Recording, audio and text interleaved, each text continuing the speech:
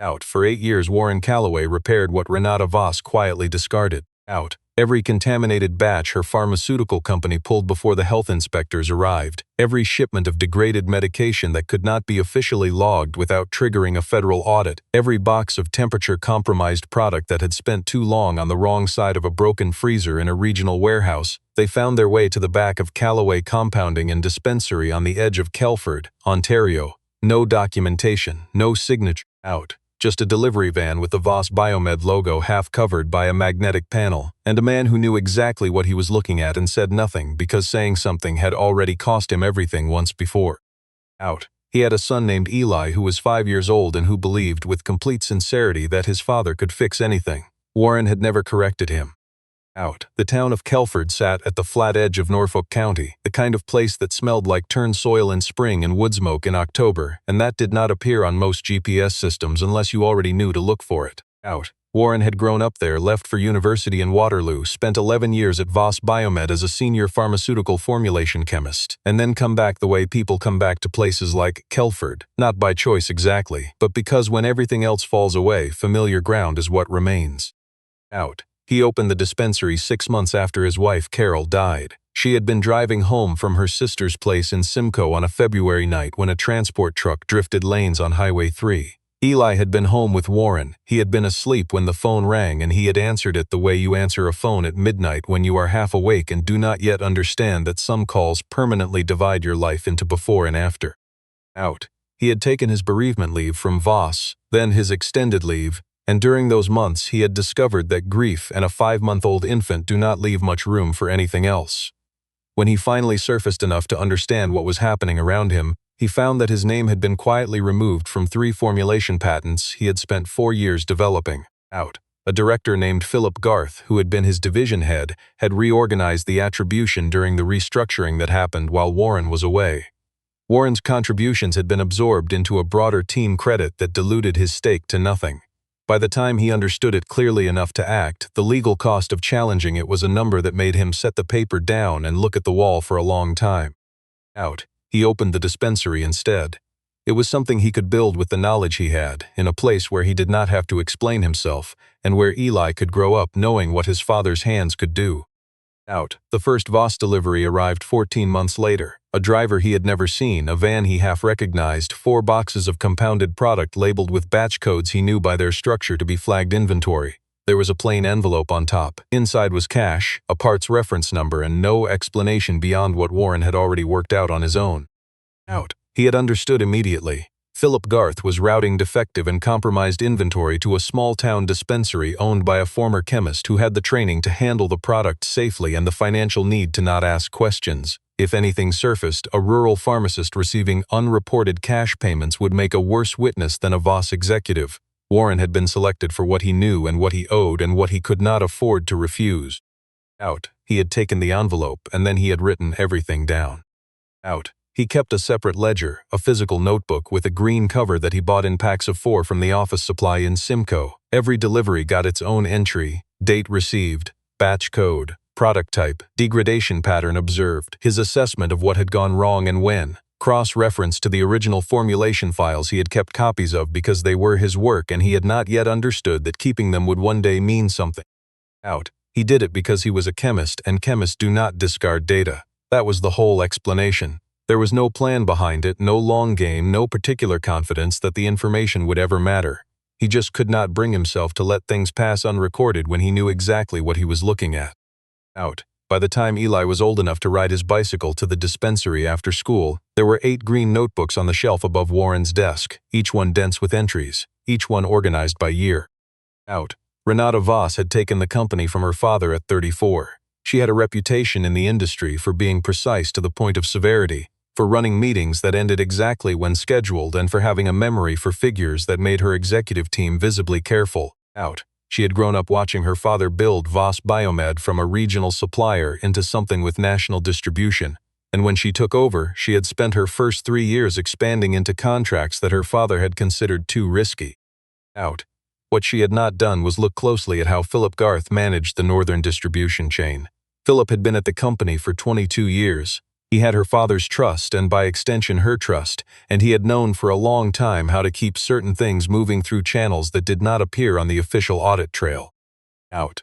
The news came in the way these things always do, not with a single detonation but with a sequence of smaller events that each seemed manageable until they were not. A patient complaint to Health Canada about a dispensed medication that had failed to produce the expected therapeutic result. A batch number that an inspector traced back through a chain of custody that turned out to have significant gaps. Out. A request for internal records that Philip Garth was not able to fulfill completely without revealing what the complete records would show. Out. Health Canada issued a formal notice of investigation on a Thursday in November. By Friday evening, Voss Biomed stock had lost 38% of its value and Renata's legal team was working through the weekend. Out. She read every document her counsel sent her. She read the investigation notice, the batch discrepancy report, the inspector's preliminary findings, and then she read something that kept returning to her attention no matter how many other files she opened, a technical memo from 9 years earlier, authored by a senior formulation chemist named Warren Calloway, flagging a systemic issue in the cold chain handling protocol for a class of temperature-sensitive compounds. Out. The memo had been submitted through the proper internal channel. It had been received and signed for by Philip Garth. It had never made it to her desk. Out. Her lead counsel, a measured woman named Sandra Okafor, called her on the Saturday afternoon with a clear-eyed assessment of the situation. To navigate what was coming, Renata needed an independent technical witness, someone outside the company who could speak to the formulation science and to the nature of the product failures, someone whose documentation could establish that the problems were structural and predated Renata's specific decisions. Out. The only person outside Voss Biomed with the technical background and, as it turned out, a 9-year record of receiving the actual compromised product was Warren Calloway. Out. Sandra had found his name in a distribution reference file that one of the junior associates had pulled during the document review. It was connected to a series of batch codes that appeared in the preliminary investigation report. It led to a dispensary in a town called Kelford, about 2 hours southwest of Toronto. Out. Renata drove herself. She had not done that in 3 years. Out. Warren was behind the dispensary counter when the car pulled into the small parking lot. He saw her through the front window and recognized her before she came through the door. She looked like her photographs but older in the way that a difficult week ages a person. Out. He did not come out from behind the counter. Out. She told him what she needed without preamble. She was good at that, getting to the thing directly, and he gave her credit for it. A technical witness, independent corroboration. Documentation showing that the product failures were formulation and handling issues that had been present and known within the company well before she had taken decisions that might otherwise be made to look like their cause. Out. Warren listened to all of it, then he said, "What are you offering?" Out. She told him a number. Out. He looked out the dispensary window to where Eli was sitting on the front step in his school clothes, working through a bag of ketchup chips with the focused attention of an 8-year-old who has not yet learned to eat slowly. Out. That's not what I'm looking for, Warren said. Out. Then what? Out. He turned back and looked at her. Not unfriendly. Just direct, the way a person is direct when they have spent a long time in a room with the truth and have no more patience for anything else. Out. I need you to sit here and go through 9 years of records with me, he said. Every delivery, every batch code, every entry I made. And when we're done, I need you to tell me honestly whether you knew any of it was happening. Out. She did not answer right away. Out. The door swung open and Eli came in, ketchup chip dust on his fingers and a look of complete impartiality on his face. Out. Dad, he said, is she a customer? Out. Warren kept his eyes on Renata. Go wash your hands, bud. Out. Eli looked at Renata for another moment with the candid curiosity of a child who has not yet learned to find anything awkward. Then he disappeared toward the back. Out. Warren's ledger shelf took up the entire wall behind his desk in the back office. Renata stood in the doorway for a moment before she stepped inside. Warren pulled the oldest notebook from the shelf and set it on the desk, open to the first entry. Out. First delivery, he said. November, 14 years and 1 month after the memo I submitted about the cold chain protocol. Batch code TCV 2214. Temperature compromised compounded product. I identified the degradation pattern in 40 minutes because I had written the original formulation and I knew exactly what the heat exposure would do to the active compound stability. Out. He set his finger on the entry. His handwriting was small and even, the handwriting of a person who was careful with space. Out. Renata leaned in. She could read batch codes the way some people read expiration dates automatically without thinking about it. This code, she said, this is in the Health Canada notice. Out. Most of them will be, Warren said. Out. He opened the second notebook, then the third. Out. She sat down in the spare chair beside the desk and began reading. Warren did not rush her. He stood at the filing cabinet and let her work through it at her own pace. She was not a chemist, but she was intelligent, and she had been running a pharmaceutical company for 8 years, which meant she understood enough to follow what the entries were describing. He watched her face change as she moved through the years, not dramatically, just the small adjustments of someone recalibrating. Out. It took close to 2 hours. Out. When she set the last notebook down, she was quiet for a moment. Out. Philip received your memo, she said. Out. Yes, and the first delivery arrived 14 months later. Out. He was routing product to you because she stopped. Out. Because I had the chemistry background to process it safely without triggering a formal disposal report, Warren said. And because I needed income, and because if anything surfaced, a rural dispensary owner taking undocumented cash payments is a much more convenient story than a vice president of distribution. Out. Renata was quiet. Through the office wall they could hear Eli in the dispensary front, apparently reorganizing the display of throat lozenges, which he did occasionally without being asked and always in a way that was slightly wrong. Out. How old is he? She asked. Out. 8. Out. A silence with some weight to it. Out. I'm sorry, Renata said. Out. Warren looked at her steadily. Are you apologizing for the 9 years or for what Philip did to my patents before that? Out. She did not answer right away, and that was at least an honest response. Out. She stayed in Kelford. There was nowhere practical to go. The media had her Toronto office building covered, and Sandra had advised her to stay out of the city until the preliminary filing was complete. She took a room at the only motel in Kelford, a 12-unit place called the Lakeview that did not overlook any lake, and she came to the dispensary each morning. Out. The three of them worked through the records together. Warren and Renata and an old pharmacist colleague named Ruth, who had been helping Warren part-time for 6 years and who had, on her own initiative, been cross-referencing his ledger entries against public batch recall databases for the past 2 years, just because she was the kind of person who believed that information ought to be in order even when no one had asked for it. Out. On the second morning, Renata picked up a pH testing kit from the lab bench and held it incorrectly. Warren reached over and corrected her grip without saying anything. She adjusted without comment. She was not accustomed to being corrected without an explanation, but she was beginning to understand that some things in this building were communicated differently than they were in a glass tower in Toronto. Out. Eli started calling her the Toronto lady, which was accurate if not complete. Out. On the third afternoon, Renata asked Warren quietly whether he had considered coming forward earlier. Out. He was measuring a compound on the digital scale and he did not look up immediately. Out. When Eli was 3, he said, I had around $600 in a savings account and 8 notebooks that I would have needed a law firm to present properly. Philip Garth had Voss's entire legal department. I did the arithmetic. He set the measure down. I'm not asking for sympathy. I'm telling you how the math worked. Out. I never knew about the routing, Renata said. I need you to understand that. Out. I believe you, Warren said. That might be the most uncomfortable part of this. Not that you knew, that the whole arrangement was designed so that you wouldn't have to. Out. She sat with that through the rest of the afternoon. Out. Philip Garth called her that evening at 8:30. She was in the motel parking lot, watching the November sky do what it does in southwestern Ontario in November, which is nothing, just a low gray ceiling going darker. Out. I know where you are, Philip said. His voice was the voice of a man who had spent a career in control and still believed control was available to him. I know what you're doing.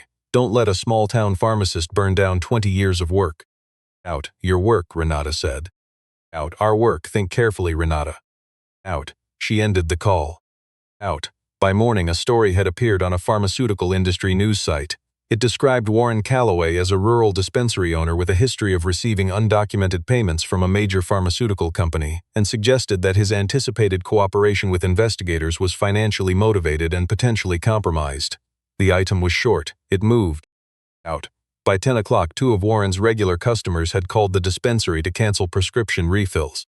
Out. Warren read the item on his phone, then put his phone in his coat pocket and went back to counting inventory. Out. Renata arrived at 9 and told him directly what Philip had done. She also told him about the secondary piece of information Philip's people had surfaced, a business filing from 4 years earlier in which Warren had incorrectly categorized a piece of dispensary equipment, an error that had resulted in a minor tax discrepancy that was never flagged because it was genuinely minor. On paper, if someone wanted to frame it a particular way, it could be described as something worse. Out. You should know, Renata said. If he pushes harder, this could get more attention. Out. Then it gets more attention, Warren said. I made an accounting error because I was doing my own bookkeeping at 2 in the morning after a full day's work, and I fixed it the following year. That's the whole story. There's a difference between something messy and something dishonest. Out. He looked at her. Out. If you need to find a different witness, I understand. I'm not asking you to carry this. Out. Renata was quiet for a moment. Out. He went digging through a pharmacy owner's tax records, she said, because he's afraid of what's in those notebooks. That's not the behavior of someone who's confident. Out. Warren did not answer. He went back to the inventory, but something in the line of his shoulders shifted slightly, in the way of a person who has been carrying something alone for a long time and has just found out that one other person is standing on the same side of it. Out. That evening, Eli asked him about the news item. He had overheard Ruth talking on the phone. Out. Did someone say something bad about you, he asked, not upset, just checking. Out. Warren sat down on the bottom porch step so they were level. Out. Someone said something that sounded bad, he said. It wasn't true, but it looked a certain way to people who didn't have the whole picture. That happens sometimes when you're in the middle of something that takes a long time to finish. Out. Eli thought about it. Is the Toronto lady helping you finish it? Out. I think she's starting to, Warren said. Out. Eli nodded as though this were satisfactory and went inside to find his book. Out. It was Ruth who found it. She had been working through the ledger entries from the middle years, the ones Warren had cross-referenced most carefully, and she found it at 10 minutes past midnight when the dispensary was supposed to have been locked up for 2 hours. She called Warren from the dispensary phone. Out. Come back, she said, right now. Out. The entry she showed him was from the second week of April 7 years earlier. It was a standard delivery record for a batch of 9 product units. Stapled to the back of the delivery sheet was an envelope, plain white, and inside the envelope was a single piece of paper. It was a note, handwritten, on Voss Biomed internal letterhead. The handwriting was Philip Garth's. Warren had seen it on enough memos to know it without question. Out. The note read, "Process this batch off book, do not enter in the system." Out. The batch code on the delivery sheet matched a unit that appeared in a Health Canada adverse event report from 3 years later. A woman named Sharon Dufresne, 43 years old, a school teacher in Brantford, had experienced a serious adverse reaction to a compounded medication that investigators had traced to a batch with compromised active ingredient stability. She had recovered, but the recovery had taken 14 months and left her with lasting side effects. Out. She had been teaching grade 4. She had missed an entire school year. Out. Warren read the note twice. He set it flat on the dispensary counter and looked at it under the light. Out. Renata arrived in 12 minutes. Out. She stood at the counter and read the note and did not say anything for a full minute. Out. He used this place as a blind spot, she said quietly. He knew you'd keep everything and that nobody would ever think to look here. Out. He thought I didn't have a reason to open the envelope, Warren said. Out. The call to Sandra Okafor went out before 1 in the morning. By the following morning, the legal team was assembling the submission package for Health Canada's investigation division. Out. 9 years of dated ledger entries, Warren's original cold chain memo from 9 years earlier, the handwritten note from Philip Garth, and Warren's formal technical analysis linking every compromised batch he had received to the formulation and handling failures he had first identified and reported before any of it had begun. Out. Philip Garth arrived at Calloway Compounding and Dispensary on a Tuesday morning. He came alone, which itself was a statement. He drove a silver Audi and parked with the careful precision of a man who still believed in the value of appearances. Out. He wore a coat that cost more than Warren's monthly revenue, and he had the expression of someone arriving to close a deal rather than to reverse one. Out. Warren was at the compounding bench. He did not stop what he was doing when Philip walked in.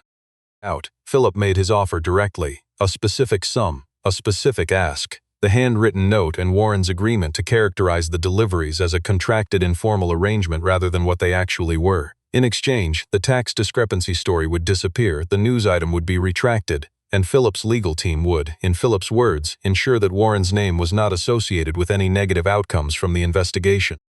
Out. Warren let him finish. Then he said, "Do you know the name Sharon Dufresne?" Out.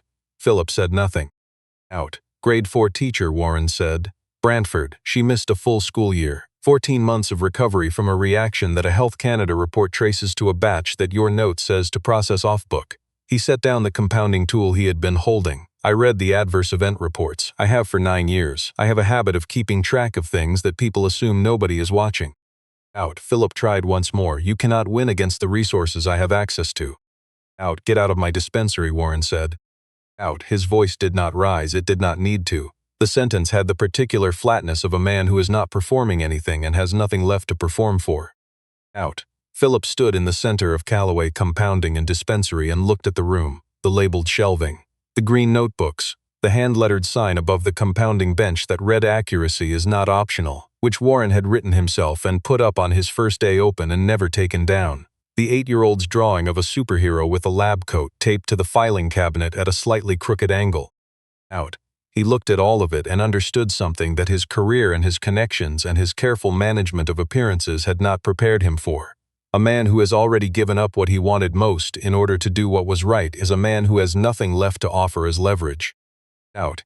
He left. Out.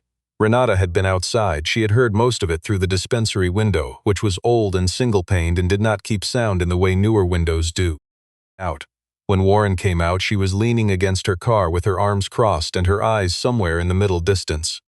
Out. He'll try something else, she said. Out. Probably, Warren said. It won't change what's in the notebooks.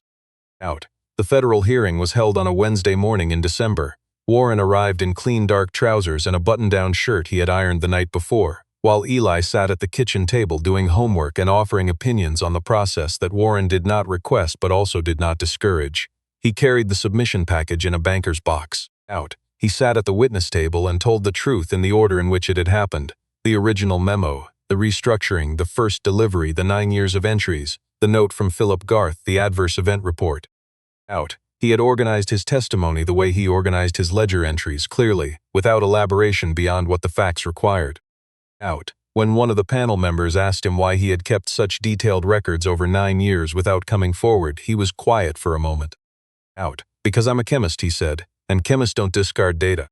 Out. Sandra Okafor presented the technical analysis that afternoon, the batch code cross-references, the cold chain failure timeline, the original memo from 9 years earlier, and the note on Voss Biomed letterhead in Philip Garth's own handwriting. Out. Philip Garth testified the following morning with 3 lawyers and a prepared statement. By the second hour, his account of what he had known and when had begun to develop contradictions that he was not able to reconcile without making the contradictions worse. The gaps in his records, set against the 9 years of Warren's unbroken documentation, told a version of events that 3 lawyers and a prepared statement could not revise. Out. The outcome came 5 weeks later. Philip Garth was referred for criminal prosecution on charges of regulatory fraud and deliberate safety documentation concealment. Renata Voss was formally cleared as a primary subject of the investigation. In the technical appendix of the final investigation report, Warren Calloway was identified as the source of independent documentation that had been essential to establishing the full scope and duration of the concealment. Out. He read that paragraph twice, standing at the dispensary counter in the early morning before Eli was up. Then he put the report on the shelf next to the green notebooks and went to make coffee. Out. The months that followed were ordinary in the way that months are ordinary when the extraordinary thing is finally over. The dispensary was steady. A few new customers came in, people who had read about the case and decided that a dispensary run by a man like that was probably a dispensary that would be careful with their prescriptions, which was correct. The old customers returned. Out. Ruth stopped cross-referencing the ledgers against recall databases because she no longer needed to, and instead started organizing the physical filing system, which she had been wanting to do for 3 years. Out.